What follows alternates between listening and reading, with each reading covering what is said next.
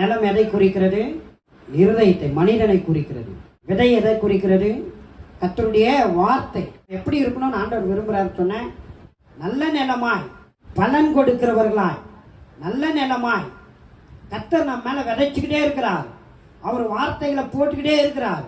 இந்த வார்த்தையை உணர்ந்தா, ஆழமா அதை உணர்ந்தா, நான் சொல்றேன், உங்க வாழ்க்கை பலன் உள்ளதாய் மாறிவிடும். உங்க வாழ்க்கை மகிமையா மாறும். உங்க வாழ்க்கை வெற்றியாய் மாறும். உங்க வாழ்க்கை ஜெயமா மாறும். எத்தனை பேர் நம்புறீங்க?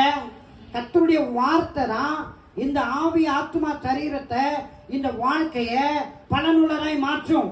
சொல்லுங்க, கர்த்தருடைய வார்த்தை என்னுடைய இந்த ஆவி, ஆத்மா, சரீரம், என் வாழ்க்கைய பலனுள்ளதாக, பிரயோஜனம் உள்ளதாக, மகிமையாக, பிரகாசமாக, வல்லமையாக, நிறைவாக, பரிபூரணமாக மாற்றிவிடும்.